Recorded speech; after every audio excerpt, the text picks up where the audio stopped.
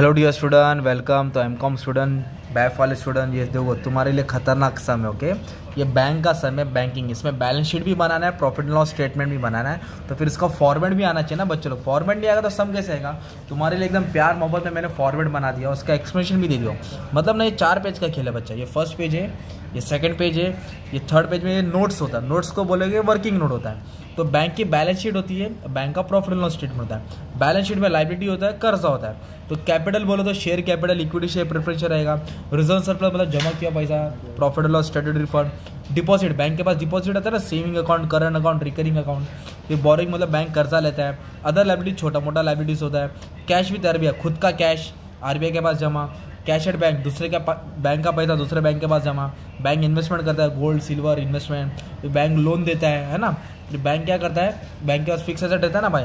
Bank थोड़ी झाड़ के नीचे सर्विस करता है, बैंक का फर्नीचर रहता है, प्रीमाइसेस रहता है। फिर अदर एसेट, छोटा मोटा एसेट। फिर इनकम होता है, बैंक कमाता है, खर्चा करता है। तो ऐसे सबका वर्किंग नोट है। तो क्यों ना मैं एक सम लेके एक एक चीज़ तुम्हारे लिए सॉल्व करूँ, एक एक चीज़ का मतलब बता के पोस्टिंग करूँ, ताकि तुम्हारा पोस्टिंग का तो मार्क्स मिल जाएगा, है ना।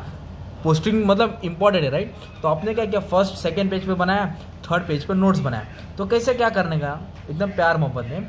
सबसे पहले दिया current account, saving account, FD account, है ना। ये क्या होता है मालूम है? डिपॉजिट होता है। क्या होता है? क्योंकि बैंक के पास पैसा आता है ना भाई, डिपॉजिट के फॉर्म में। तो डिपॉजिट का कौन सा नंबर है दोस्त? 3 नंबर। तो 3 नंबर का वर्किंग नोट यहाँ बनाया ना अपने। ये सबकी पोस्टिंग यहाँ लिख देंगे। करंट अकाउंट इधर लिखेंगे, करंट अकाउंट। ओके, फिर करंट अकाउंट के बाद बोला है सेविंग अकाउंट। क्या बोला है? सेविंग। फिर बोला है एफडी अकाउंट। क्या बोला है? FD account. अमाउंट कितना दिया है? 1,60,000, है ना। इधर लिखेंगे 1,60,000। फिर बोला 60 लाख। कितना बोला है? 60 लाख।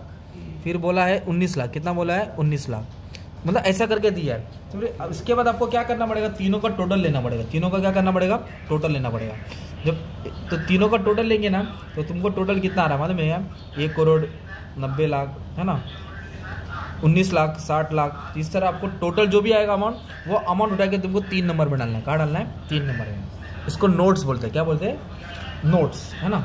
अब इसके बाद बोला क्रेडिटर्स। क्या बोला है? क्रेडिटर्स मतलब होता है उधारी, जो भी देना रहेगा। तो उधारी बोले तो कर्जा होता है। और क्रेडिटर्स किधर रहेगा? अदर लायबिलिटीज में आएगा। किधर रहेगा? तो इधर लिखेंगे आप क्रेडिटर। 5 नंबर है, इधर लिखने का क्रेडिटर्स। क्या लिखने का? और क्रेडिटर्स का अमाउंट दिया मान लो 60,000, तो मैंने 60,000 डाल दिया, राइट। Other liabilities. इस तरह तुमको कुछ भी किधर भी आएगा पोस्टिंग, तो एक एक का मतलब भी मालूम होना चाहिए। अभी बोला बिल्स पेबल। क्या बोला है? तो बिल्स पेबल कितना दिया है? 16 लाख। तो जो भी तुम्हारा बिल्स पेबल है तो वो भी अदर लायबिलिटीज होता है। तो इधर लिखेंगे बिल्स पेबल। ओके, तो बिल्स पेबल का अमाउंट कितना दिया अपने को मालूम है क्या? बिल्स पेबल का अमाउंट दिया है 16 लाख। इधर लिखेंगे 16 लाख। ओके, अब एक नया नाम है बिल फॉर कलेक्शन। क्या बोला है? तो जो बिल फॉर करेक्शन होता है ना, एकदम लास्ट में आता है। Contingent liability bill for correction, तो उसको लास्ट में लिखना पड़ेगा। एकदम लास्ट बोलेगा तो ना, वो 12 नंबर होता है, उसका कोई नोट्स नहीं बनता। वो कंटीजेंट लायबिलिटी फ्यूचर में हो भी सकता है, नहीं भी हो सकता है। तो फिलहाल मैं क्या करो, उसको स्किप कर रहा हूँ। आप लोग लास्ट में लिख देना, मैं 12 नंबर लिख दिया। Okay, acceptance and endorsement on behalf of customer, ये भी 12 नंबर में आता है। कंटीजेंट लायबिलिटी होता है। कंटीजेंट लायबिलिटी जो लायबिलिटी फ्यूचर में हो भी सकती है, नहीं भी हो सकती है। तो ये 2 नाम मैंने 12 नंबर लिखा, अपन बाद में देखेंगे। अभी मेन अपना पोस्टिंग चल रहा था, उसके हिसाब से जा रहा हो ये। अब इधर क्या बोला है? बोरिंग फ्रॉम बैंक, मतलब बैंक से हमने क्या लिया? लोन लिया। तो ये ना बोरिंग, क्या नंबर है? 4। तो इधर आएगा बोरिंग, मतलब हमारा जो बैंक है उसने दूसरे बैंक से क्या किया? बोरो किया, अमाउंट फंड किया। कितना बोरो किया? 14 लाख। तो अंदर लिखो बाहर लिखो, बाद में बता दो अंदर बाहर क्यों लिखने का है। फिर उसके बाद बोला अनक्लेम डिविडेंड। क्या है? तो अनक्लेम डिविडेंड छोटा मोटा कर्जा होता है, जो डिविडेंड देना बाकी है। तो छोटा मोटा कर्जा किधर रहेगा? Other liability. तो इधर जगह कम पड़ रहा है, आप लोग एग्जाम में जगह छोड़ना पड़ेगा। Unclaim dividend. ओके, कितना दिया अनक्लेम डिविडेंड? 60,000।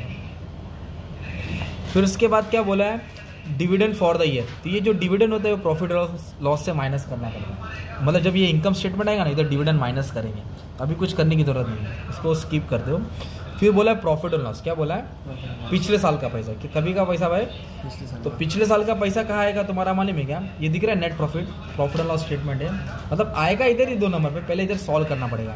तो ये तुम्हारा ए है, ये तुम्हारा बी है। ये बैंक का इनकम है, ये बैंक का खर्चा है। तो ए और बी को माइनस करेंगे ना, आपको नेट प्रॉफिट करंट ईयर का मिलेगा। कभी का मिलेगा? करंट ईयर का। फिर इसमें लास्ट ईयर का प्रॉफिट ऐड करेंगे। तो लास्ट ईयर का प्रॉफिट कितना दिया है? 4,20,000। ये 4,20,000 लास्ट ईयर का है। और ये जो अमाउंट आएगा ना, ये इस दोनों को माइनस करके है, तभी, है ना। दिल्ली दूर है, अभी टाइम जाएगा। मैं पोस्टिंग कर रहा हूँ।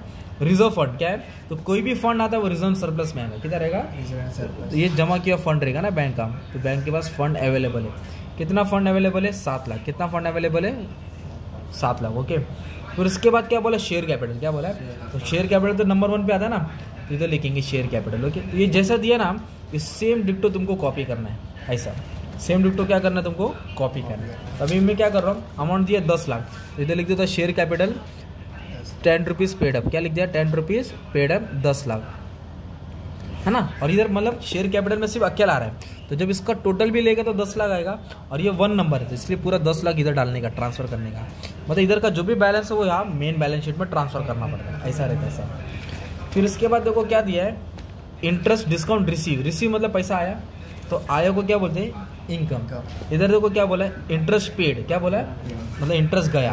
तो बैंक के पास इंटरेस्ट कब आता है, जब बैंक लोन देता है ना भाई, कैश क्रेडिट दिया, ओवरड्राफ्ट दिया, शादी का लोन दिया, पर्सनल लोन दिया, घूमने का लोन दिया, बैंक लोन देता है, तो उस पर ब्याज खाएगा ना बैंक। और बैंक इंटरेस्ट खर्चा कौन सा है, जो बैंक डिपॉजिट लेते हैं ना, सेविंग अकाउंट, करंट अकाउंट, तो बैंक को इस पर इंटरेस्ट देना पड़ता है, बैंक का इंटरेस्ट खर्चा हो गया, ऐसा याद करना है। तो इंटरेस्ट कितना है, 15 लाख, तो क्या नंबर है दोस्त, 13 नंबर है, तो 13 नंबर का वर्किंग नोट इधर है ना, इधर लिखेंगे इंटरेस्ट, है ना, कितना आया, 15 लाख, कितना है। अब इसमें से ना रिबेट माइनस होता है, वो बाद में देखेंगे। फिर बोला इंटरेस्ट पेड 4 लाख, तो पेड बोले तो 15 नंबर पे आएगा, 15 नंबर इधर है ना, इधर लिखेंगे इंटरेस्ट पेड, क्या लिखेंगे, इंटरेस्ट पेड, कितना दिया, 4 लाख, कितना दिया, 4 लाख, ऐसा होता है। तो पोस्टिंग ये पूरा मेन याद कर, मैं पोस्टिंग करा रहा हूँ तुमको। अभी ये नाम पढ़ो, बहुत इजी दिया है, salary, general manager, director fees, rent, general expense, stationery, printing, audit fees, ये सब खर्चा हो गया, तो खर्चे को बोलते हैं ऑपरेटिंग एक्सपेंस। तो ऑपरेटिंग एक्सपेंस तुम्हारा कौन सा नंबर पे आएगा, 16 नंबर पे आएगा। तो ये जो है ना ऑपरेटिंग एक्सपेंस, तो 16 नंबर, ये पूरे नाम यहाँ कॉपी कर देंगे हम लोग, है ना। तो क्या क्या एक्सपेंस दिया है, सैलरी क्या दिया है, सैलरी कितना दिया है, 1,02,000। सैलरी के बाद क्या दिया है, डायरेक्टर फीस, आप बोलते जाओ मैं लिखते था, डायरेक्टर फीस कितना है, तो नहीं, और एक सैलरी तो 10,000 है, और एक 48 है सैलरी टू जनरल मैनेजर, किसको दिया है, GM जनरल मैनेजर, कितना दिया है, 48,000। उसके बाद क्या दिया, रेंट, क्या दिया दोस्त, रेंट कितना दिया है, 40,000। रेंट के बाद क्या दिया है, जनरल एक्सपेंस, हाँ जनरल एक्सपेंस कितना दिया है, 6,000। उसके बाद क्या दिया, स्टेशनरी दिया है, stationery pen pencil rubber sharpener, चोरी थोड़ी करेगा, बैंक खरीदेगा ना। ऑडिट फीस दिया, क्या दिया, ऑडिट फीस दिया, कितना दिया है, 4,000 दिया। तो ये तुम्हारा ऑपरेटिंग एक्सपेंस हो गया ना, इसका टोटल आप यहाँ डाल सकते हैं, मतलब तुमको पोस्टिंग का मार्क्स मिलते जा रहा है ना इधर यार, बड़ा समय भाई, बहुत टाइम जाता है इसके लिए। अब इधर देखो क्या दिया है, money at call and short notice, देखो ना, ये अपना पैसा RBI के पास रहेगा तो 6 नंबर पे आएगा, अपना पैसा दूसरे बैंक के पास रहेगा तो 7 नंबर रहेगा। नहीं क्या कोई दोस्त पैसा मांगता भाई 500 रुपया गूगल पे दे, अपन दे देते, तो 5-6 दिन बोल के 10 दिन के बाद देता पैसा, तो अपना पैसा दूसरे के पास है, मतलब दूसरे बैंक के पास है, क्या नंबर आएगा, 7 का वर्किंग नोट इधर बना है ना, तो ये वाला पार्ट डाल देंगे, क्या बोला है, मनी एट कॉल, क्या लिखा मैंने, मनी एट कॉल। आप लोग एग्जाम में फुल फॉर्म डाल देना, कितना दिया मनी एट कॉल, 6 लाख दिया, इधर लिखेंगे 6 लाख। फिर बोला इन्वेस्टमेंट, क्या बोला दोस्त, इन्वेस्टमेंट, तो अपना पैसा RBI के पास, अपना पैसा दूसरे बैंक के पास, फिर इन्वेस्टमेंट आएगा, इन्वेस्टमेंट क्या नंबर पे आएगा, 8 नंबर पे आएगा। तो इन्वेस्टमेंट कितना दिया है, इन्वेस्टमेंट दिया 60 लाख, कितना दिया है, इन्वेस्टमेंट में गोल्ड आएगा, सिल्वर आएगा, ओके, अलग अलग नाम आएगा, अभी फिलहाल कुछ दिया नहीं है, आएगा तो इधर ही डालना है, बुलियन रिजर्व बोला रहेगा, सोना चांदी है ना, वो सब यहाँ आएगा, ओके। अब उसके बाद क्या दिया अपने को मालूम है बच्चे लोग, उसके बाद बोला है प्रीमाइसेस 24 लाख है, और उसमें बोला है आफ्टर डेप्रिसिएशन, क्या बोला है, आफ्टर डेप्रिसिएशन, तो 24 को 2 लाख ऐड करना पड़ेगा। तो प्रीमाइसेस, फर्नीचर, ये सब बैंक का क्या होता है मालूम है, फिक्स एसेट होता है, क्या होता है, फिक्स एसेट बोले तो 10 नंबर, फिक्स एसेट बोले तो 10 नंबर, तो इधर लिखेंगे प्रीमाइसेस, क्या लिखेंगे इधर, प्रीमाइसेस 26 लाख लिखा, वो डेप्रिसिएशन को जोड़ दिया, बाद में डेप्रिसिएशन माइनस करिए अपन, बाद में क्या करेंगे, डेप्रिसिएशन माइनस नहीं, 24 और 2 को ऐड करेंगे, फिर 5% निकाल के माइनस करेंगे, बताता हूँ मैं। अभी बोला कैश इन हैंड, क्या बोला है, और कैश विद RBI, तो ये 2 कैश इन हैंड और RBI, तो अपना पैसा और RBI के साथ पैसा कौन से नंबर पे आएगा, 6 नंबर। अपना पैसा और अपना पैसा बाप के पास, बाप बोलो तो RBI, तो इधर आएगा अपना कैश इन हैंड है, और एक कैश किसके पास दिया है, RBI। तो अपना पैसा कितना मालूम है क्या भाई, अपने पास अपना पैसा 1,20,000 है, अपना पैसा कितना है, 1,20,000, और बाप के पास कितना जमा किया RBI के पास, 30 लाख, इधर 30 लाख। अगर टोटल ले लूँगा तो 31,20,000 आएगा ना, 31,20,000 6 नंबर पे आ जाएगा ना मेरे भाई, ऐसा आपको पोस्टिंग करना है। नंबर छोटा छोटा लिख रहा हूँ, आप लोग थोड़ा अच्छे से ध्यान दे देना बच्चों लोग। अभी बोला कैश विद अदर बैंक, क्या बोला है, अपना पास पैसा तो 6 नंबर, दूसरे के पास पैसा तो 7 नंबर, तो क्या लिखेंगे, कैश विद अदर बैंक। क्या लिखेंगे, cash with other bank, cash with other bank. कितना अदर बैंक के पास पैसा मालूम है क्या, 26 लाख। कितना है, 26 लाख। ओके, फिर इधर बोला bill discounted, purchase, loan, overdraft, cash, credit. मैं 9 नंबर पहले ही लिख दिया तुम्हारे लिए। बैंक इस पे ही तो चलता है, लोन एंड एडवांस पे चलता है ना, ये नाम तुमको याद करना। ओके, 9 नंबर क्या है, बैंक की मेन खाता है, मेन इनकम है। ओके, ये तुम्हारा 9 नंबर आएगा। तो 9 नंबर बैंक क्या देता है, लोन देता है, एडवांस देता है। ये नाम पूरा याद कर लो। क्या क्या है, पढ़ो, बिल डिस्काउंटेड। क्या दिया दोस्त, हाँ 9 नंबर बैंक है। एक बिल डिस्काउंट क्या रहा है, जो बैंक बिल डिस्काउंट करा, क्या डिस्काउंट काटता है, लोन दिया है ना, ओवरड्राफ्ट दिया, कैश क्रेडिट, ये सब लोन होता है। कितना है कि 12 लाख। कितना है कि, इसको लिखा 12 लाख और इधर लिखा 1 करोड़ 40 लाख, 1 करोड़ 40 लाख। अमाउंट बाद में तुम लोग एडजस्ट कर लेना है ना। इस तरह तुम्हारा टेबल की पोस्टिंग होगी। फिर कुछ एडजस्टमेंट भी दिया है, तो ये एडजस्टमेंट फिक्स आता ही है, रिबेट वाला आता ही है। रिबेट का मतलब होता है डिस्काउंट काट कम करना। रिबेट का मतलब डिस्काउंट क्या होता है, कम करना। तो क्या करेंगे मालूम है, रिबेट को मैं ओरली बताता हूँ। तो अपने पास जो इंटरेस्ट इनकम है ना, यहाँ से रिबेट माइनस होएगा, इधर से रिबेट क्या आएगा, माइनस होएगा, और दूसरा रिबेट किधर रहेगा, अदर लायबिलिटी। तो 13 नंबर पे देखो अपने को इनकम मिला ना, इधर रिबेट क्या करेंगे, माइनस करेंगे, इधर रिबेट क्या करेंगे, और दूसरा रिबेट किधर आ जाएगा, लायबिलिटीज हो जाएगा। किधर आ जाएगा, लायबिलिटीज, मतलब इधर दिखाएंगे रिबेट। क्या दिखाएंगे, ये एडजस्टमेंट फिक्स है, इधर कम करना है, इधर ऐड करना है। रिबेट इधर कम करना है और इधर माइनस करना है। और एक एडजस्टमेंट ये बोला, डेप्रिसिएशन बोला है।